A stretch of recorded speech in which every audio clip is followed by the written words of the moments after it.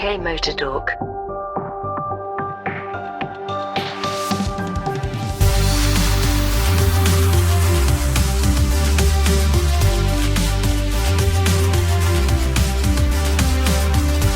Well, hi everyone, how are you doing? This is UKMotorTalk. I'm Mike. I'm Jim, hello. I'm Graham, hello to you. And I'm Dave, I think. How are we?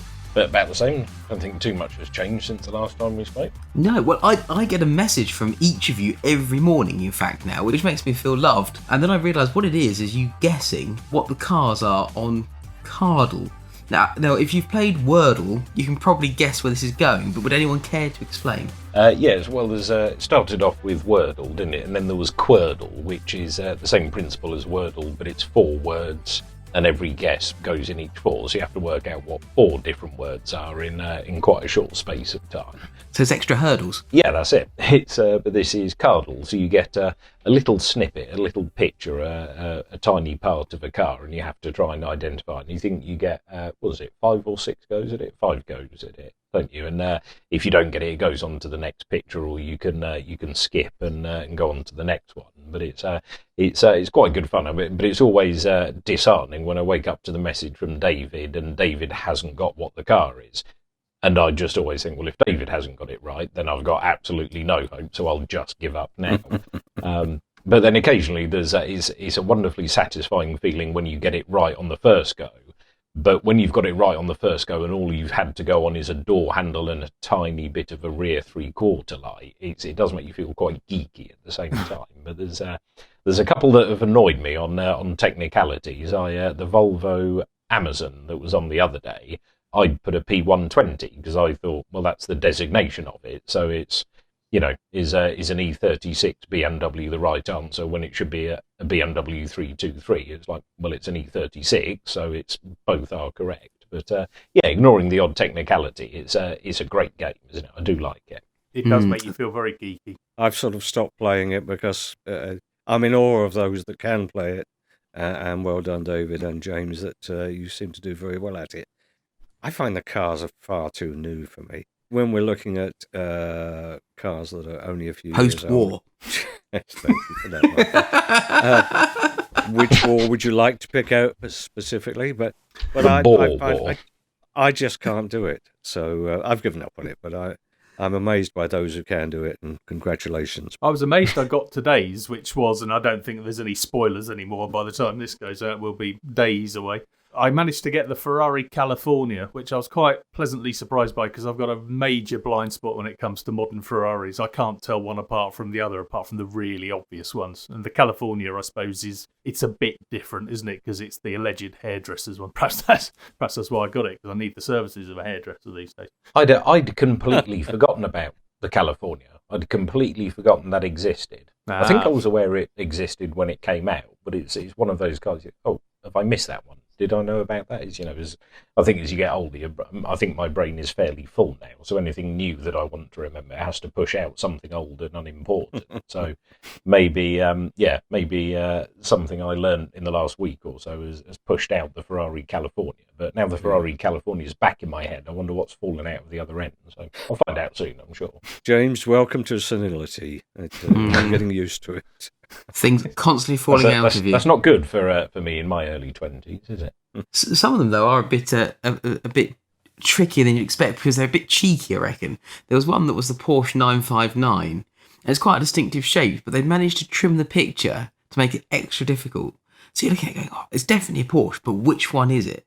And you're looking at it. I had that with one. Yeah. I was guessing just random Porsche numbers, and my last guess was 915, not knowing if a 915 existed or not. And it turns out it was a 914, which I also never knew existed. I think I got the 959 in one because there was enough of the big fat haunch at the back, because that air intake is quite specific, isn't it, to those? And it's what is quite fun is when you're playing this with other car geeks of a similar sort of geekery, shall we say, other people who also sport a cagoule when it comes to looking at cars, as you can see that they've got it on the obvious one that you got it on, it's like 2 fails and ping, all 3 of you got it on the third one, and it was because of wooden gear knob.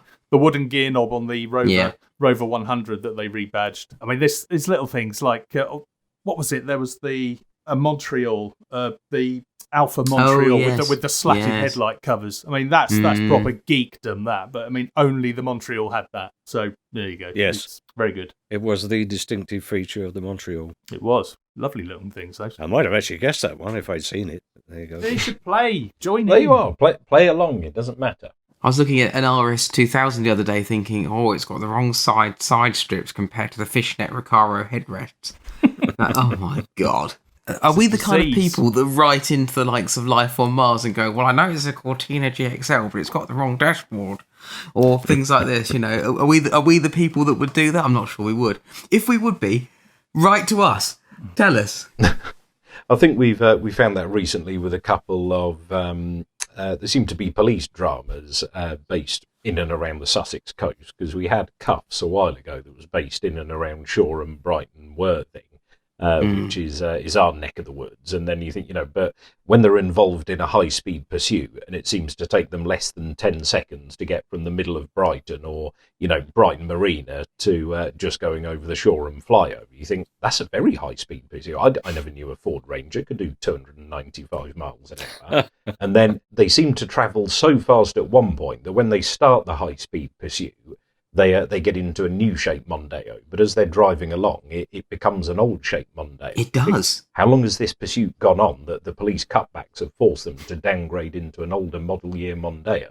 And then, but by the time they catch up with him, they're in a new Mondeo again. I mean, it's really, really, really geeky, but it's kind of obvious to me, because it's not like, oh yes, we've got 5 of these cars, they're prop cars, but they're all identical, and somebody forgot to swap a number plate or whatever it was. They at some point must have got out of one car, got in an entirely different car, which is completely different inside, and then carried on having the same conversation they were having in the old car. Did they not notice that when they were filming it?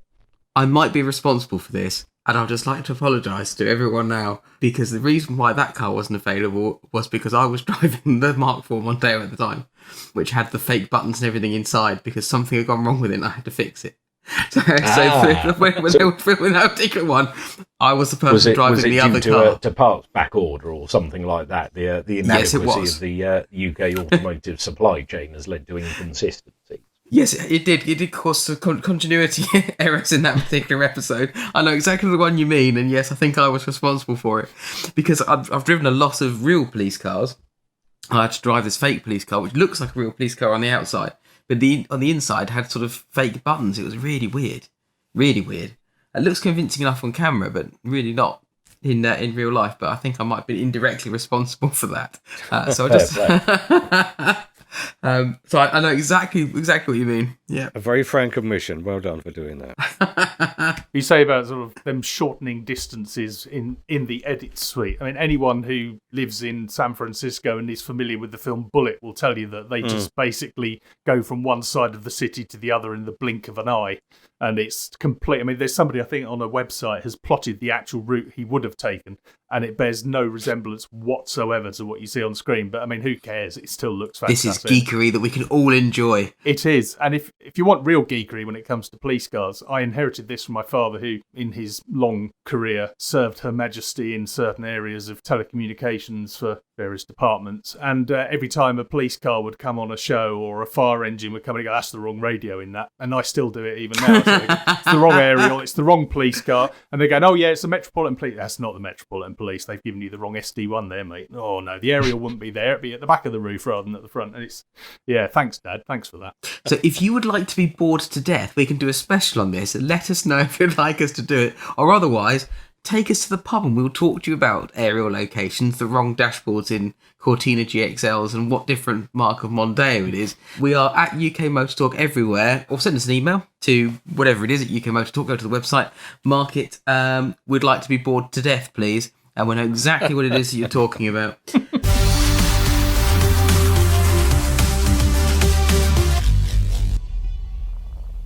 My name's Andy Woolhouse, part of the Mini Moke Club, and I'm driving a 1982 Australian Mini Moke. And we're here today at the Wings Museum. I've just spoken to someone about their Jeep. Is the Moke a shrunk in the wash version? It's like a, you could say that, more like a large go-kart.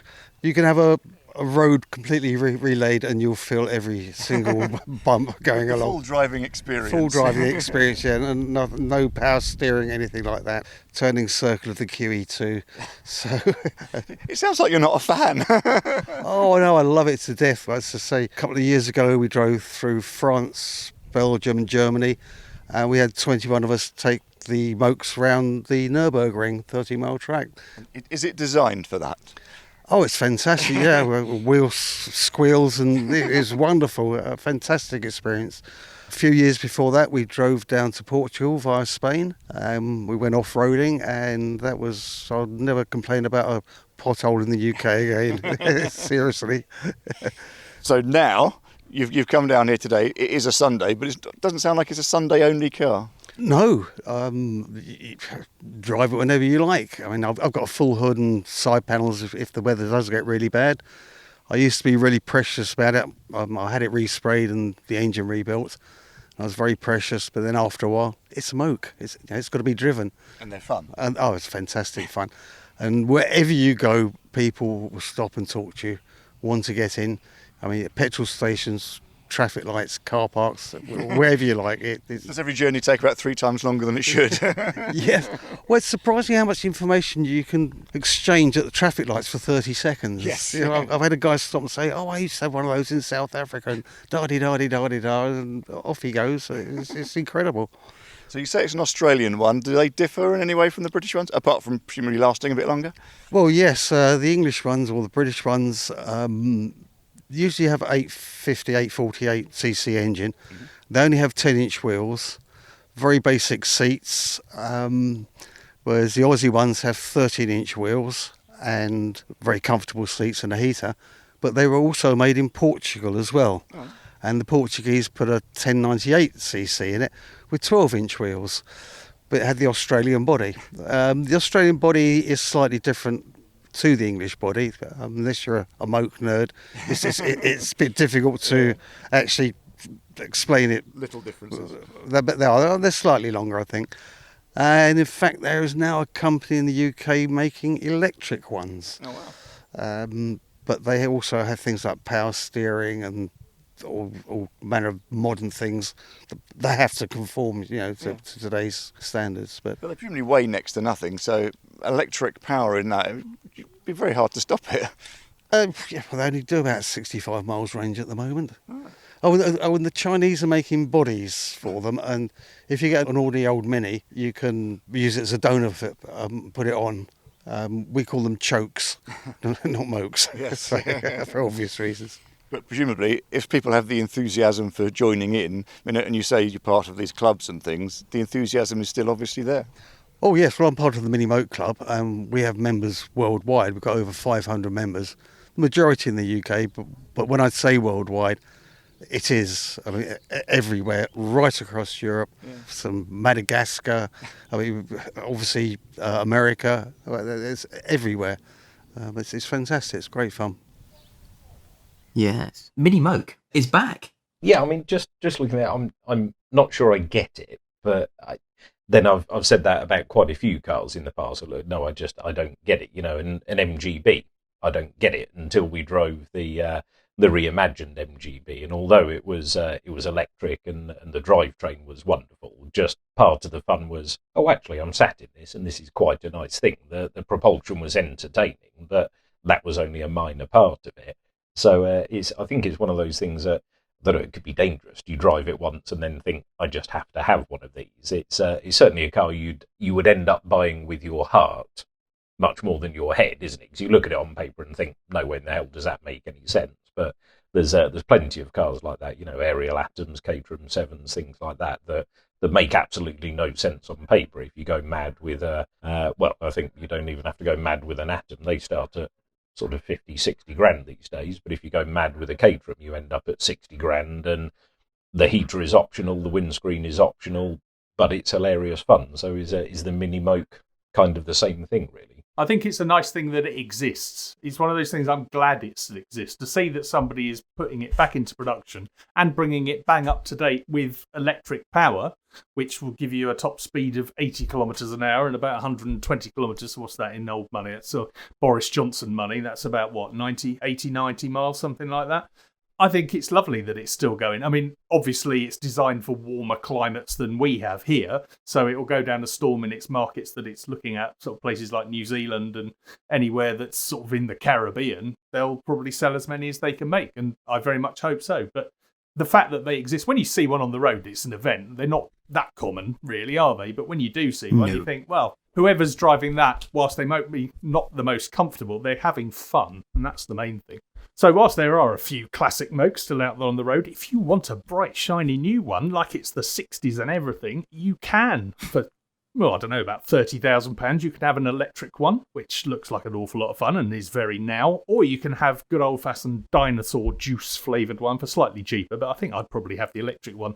But I think I'd prefer to live somewhere warmer to go and drive it, personally. But each to their own. I think when it comes to me, as you know, I'm a massive fan, and I think perhaps, as we've said, these are really a heart overhead purchase, and perhaps maybe even a little bit niche. And I think they don't come any nicher really than a mini Moke. And when you see people, you've got to have a good sense of humour to drive one of these things from London to Brighton, for example, in the rain. And I've seen a few of these people that have been brave enough to go out in what could be called tropical conditions, I think it's fair to say. And by tropical, I mean tropical storm at London to Brighton. It takes a special breed of person, I think, to buy a mini Moke. And God love them, I appreciate that I'm a mini nut. But to go out with the roof, and there's no sides, so in most of them, so it's entirely pointless, really. And drive down a motorway and get fully soaked by everything else that's coming past you, which is, generally speaking, if you're in a classic mini, at least sort of shoulder height, wheel wise to you, is pretty unique. But I think they're pretty cool, don't you? Yeah, I can see the attraction only if you live in the south of France or somewhere in Antigua, Barbados, or somewhere like that. I love a similar sort of thinking. I saw another one for auction recently, the Fiat Gardeniera, I think it is, the one that has the woven basket roof, which is basically there not to keep the rain off, because it's not going to do that at all, but it will, or is intended to keep the sun off if you're on your tropical island or somewhere in the south of France. Weren't they the Jolly? Was that the Jolly? The Jolly was another one the same, yeah. There was a Renault and a Fiat Jolly, because Wayne Carini often loves those. His Renault Jolly that he's restoring and is always trying to sell at various auctions to rich people in Cape Cod or wherever it is, or Pebble Beach. Yeah. We're sounding a bit jealous now. We're talking about people with their tropical islands here. Well, let's face it, we all would fancy a bit of a tropical island or something similar. I always just reminded of The Prisoner whenever I see this, and people of a certain age will probably remember The Prisoner, or people that also enjoy recreational drugs will also probably enjoy The Prisoner, because it makes much more sense, I'm sure, if you're off your face. Allegedly. The Moke, like all the mini variants, I do very much enjoy. I really would be quite happy to do some distance in one, just for the giggle of it. But like I say, it takes a special brave kind of character, I think, to take one out in the rain, and certainly you'd want to be pretty confident that it's going to be a hot day and remain a hot day all day.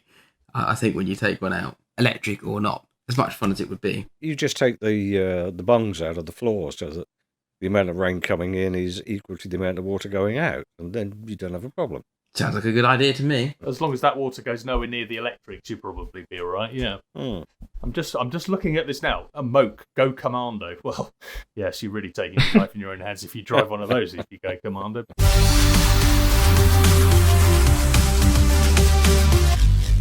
Do you remember before cars commonly had air conditioning, and you'd get into a car that had leather seats, and bits of you would just stick to it when it was hot, and you'd move forward and you get that sort of peeling noise away from it? I think plastic seats are actually worse for that of the period, because the leather might release you, the plastic didn't want to. And certainly the leather seats now are, how do they describe it in the marketing advance checks notes? Vegan leather, which is just basically leather, isn't it? So we're going back to vinyl. Are we going to have an entirely new series of cars where you go, and if you have gone topless, you just stick to it?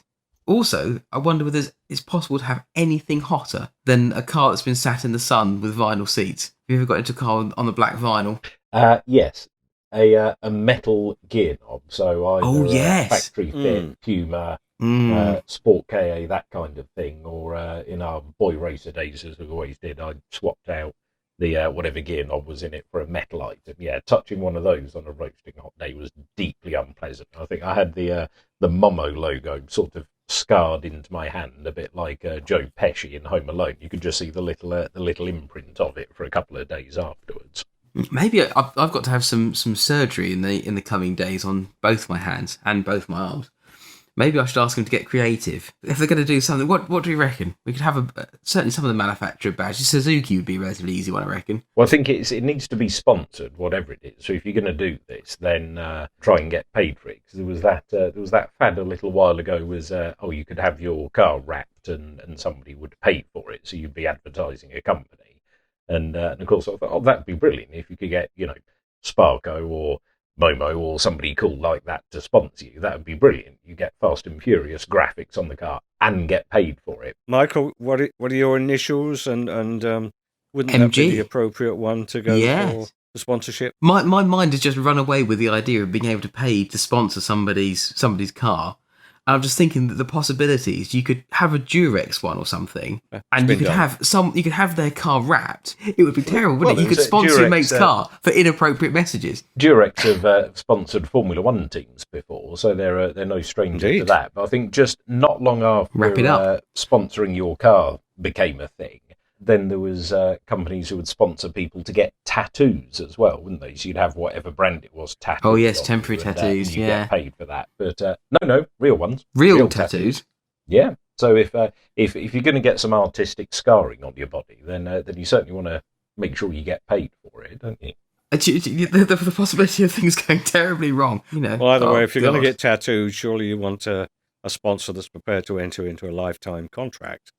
So not Durex. Buy me and stop one. Yes, use them as hot water bottles, I believe. They also use them for putting over the end of rifles, stop the sand getting in them during the Gulf War. Yes. That was the only thing that was going to make the SA-80 work, was keeping the sand out of them. When I did first book, I can remember discussing with the publisher whether I should include the SAS tip if you were stranded somewhere, of peeing into the spare condom and then using it to keep you warm in the desert nights.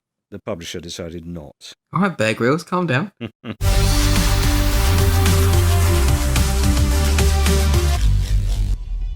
I noted today on my return journey from where I had lunch the clearly lacking in aerodynamics transit van that seemed to have managed to miss the T-junction, was upside down across the other side of the road in the hedge. So clearly they don't fly too well.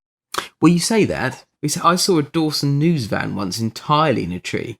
I managed to leave the A27 and must have been a good 15 foot up, and I have no idea how that happened. I suspect if I was the manager, I'd probably be more impressed than angry they managed to get it so high up in the tree. I've seen that once where many, many years ago when I was driving to college in Reading.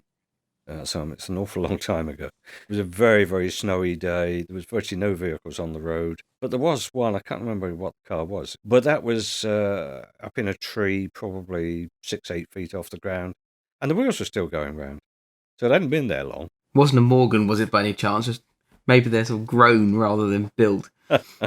One with the tree. The affinity for the wood. No, I drove from Andover to Reading in an appalling snowstorm, only to be told by the head of department when I got there, "What the hell are you doing here?" The guys that live in Reading haven't turned in because it's so bad. But I enjoyed the drive. It just took me 5 hours for the round trip, which should have taken an hour. I'm not allowed to comment on long drives. It took me 9.5 hours to get back from North Wales to the south coast. Just on that, when you got to the Welsh-English border, then did you turn left by mistake? No, hang on. I've hit the Scottish borders, because when I drove back from Scotland the other day, which is even more abroad than Wales is, it didn't take me that long. And I had to stop for a kip twice. Well, you see, now there are three things actually. First of which is that there is a really quite pregnant wife in the car as well, so it's quite uncomfortable. Need to stop. So perhaps you should have been sponsored by Durex. maybe a 3-year-old. So maybe this is adding to your argument here, perhaps, who really wasn't keen on being in the car, or indeed when you're asking, do you need to go to the toilet? No. Straight past the junction. I need a wee. Right, do you need a wee? I need a wee now. Great. Stop there, Daddy. No, I'm not stopping on the hard shoulder. We're going to the next services. Hey, did you realise that's 30 miles away? Why is nobody listening to me? Yes, I did know it was 30 miles away. I did offer to stop about 2 minutes ago, but no one wanted to stop. So now we're going to have to be sitting in a puddle of our own pee whilst we're driving an SUV along a motorway till we stop at the next one and you decide you don't need to go to the toilet again. That's pretty much what happened for every service between North Wales and Brighton. There are a lot of service stations. Some better than others. 9.5 hours. Sounds familiar. We promised it would be catheters next time unless something was done, and that did seem to sort things out. But yes, I know exactly what you mean. Are you absolutely certain you don't need the toilet? I'm fine, I don't need the toilet. Literally, you can see the junction receding in your rearview mirror. Can we stop? I really need a wee. No, yeah, basically. Yes, we've all been there, and I know exactly what. Yes. But I think you should have been slightly more militaristic in your leaving, in your departure time planning. So I think you wanted to hit the road at 5-6 o'clock in the morning, didn't you? And 5 you in the ended morning, up leaving yes. at what time? 12 o'clock in the afternoon. That's ridiculous. Yeah, we did. I can see how the argument's going to go next time. The conversation. I know, kids. We're going to read a slightly more brutal version of the Tale of Gloucester. Instead of yellow taffeta, it's yellow catheter. Now, right, we're not stopping again. Let's carry on going. Right, get the bottles out. Sadly, both of my kids on long journeys mastered the art of projectile vomiting. And while you can take the bungs out of the floor, as I was suggesting earlier, to let the urine out, you can't necessarily do that with vomit. It's horrible. Well, though, to be fair, if you did that journey in a mini Moke, then just the natural aerodynamics of the thing would force everything straight out the back, wouldn't it? See, that I don't know if anyone wants to hear this, but I don't tolerate people being sick in my car. It's just not going to happen. And I've always had the rule, if you're in my car, that's what you pay to get it cleaned. Now, some years ago, I had a black Fiesta. It was my baby, this thing. It was a lovely thing, sporty, had all the body kit on it from the factory. It was really a nice thing. It was my pride and joy. And I had, for some reason, agreed to drive to the staff Christmas do. The warehouse lad, it just recently turned 18. And so one of the girls thought it'd be hilarious to just keep giving him drinks and giving him drinks and giving him drinks. And we were driving back home, and he had a lovely big house. His mum had an RS Focus, actually, I seem to remember. Anyway, driving along the road, and all of a sudden, he was asleep, and he sort of coughed. I thought, that's weird. And I realised it wasn't a cough. And then he just projectile vomited. And I slammed on the brakes, which made things worse. And there was turkey and carrots. There's always carrots, regardless of whether you've eaten them or not. And It's not carrots. That's a stomach lining. Oh God! And it went. I braked hard. It went straight into the windscreen. Went down the windscreen into the air vents at the top. The dash. I had an airbag at the top of the dashboard. Went in round the channel round the airbag and ran down. He filled the door bins. I had like a waffle seat. He got out of the car and went, "Oh, Gates, I'm so sorry because I really like you." And he took his coat off and proceeded then to rub it into the seats and everywhere else. And oh my God, I drove him home and opened both doors and discovered his parents had a pressure washer just inside their garage and pressure washed from one side of my car out to the other on his driveway. His sister came out, his brother-in-law came out, it turned out I went to school with, and he'd gone inside to be sick with puddles coming out underneath the door, the bathroom door. It was just an absolute disaster. And since then, No. Never drive to a Star Christmas do. No one's allowed to be sick in my car. We're stopping. I don't care where it is. No, I had a very similar thing in my first car, a Mark II Golf. Somebody had thrown up in the back of it, but that was the last time I gave somebody a black eye. Was after that. It was a very good punch. But I found, the next day I'd cleaned it up when I got home as best I could, and thought, well, I'll do some more in the morning when I can see.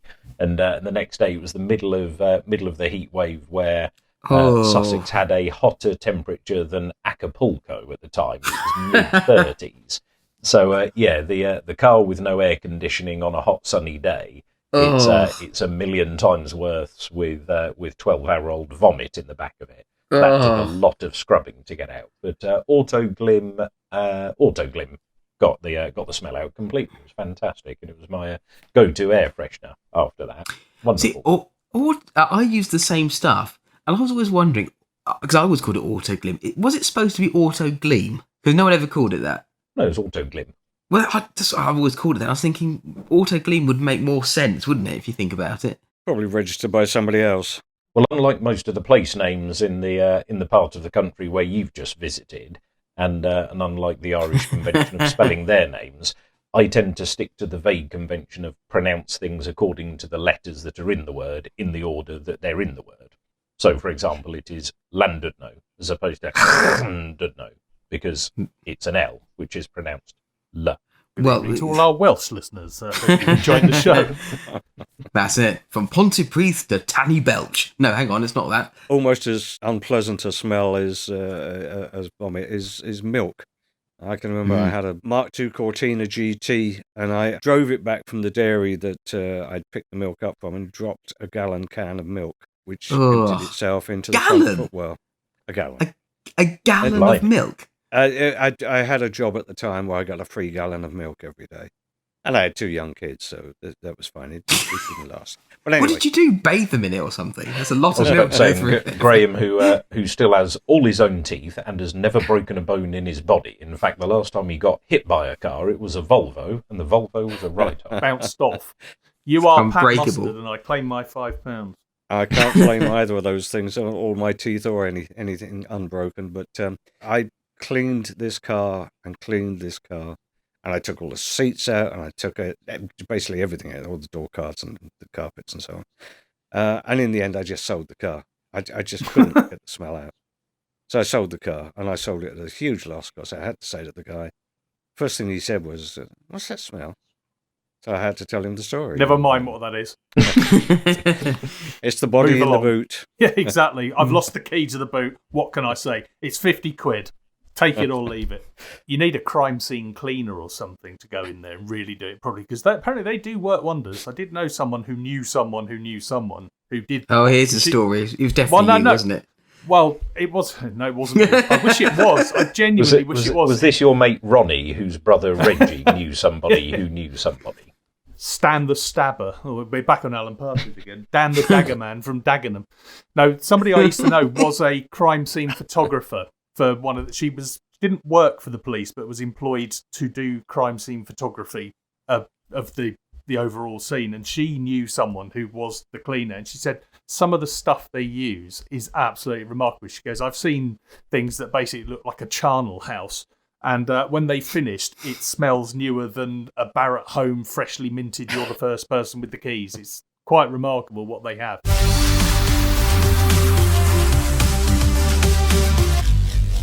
Well, there's been a few classic runs. Brighton's obviously the popular destination on Madeira Drive, is where a lot of them end up. And one that happened recently was the classic run that my mate Rob Smith went down in. Hello, Rob, if you're listening. He is the proud owner of a very, very authentic Beetle. It's cool, Herbie Beetle.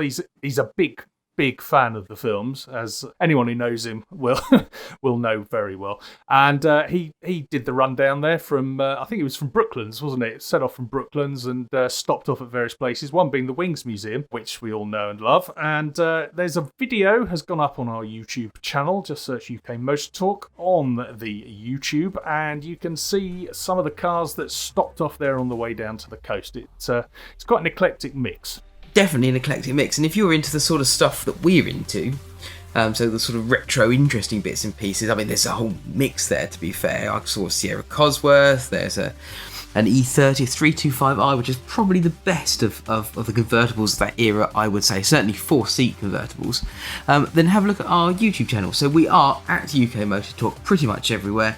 UK Motor Talk on YouTube, of course. So have a look, check out our videos, and yeah, I guess we will see you next time. So from me, Mike, that's goodbye. From me, Jim, goodbye.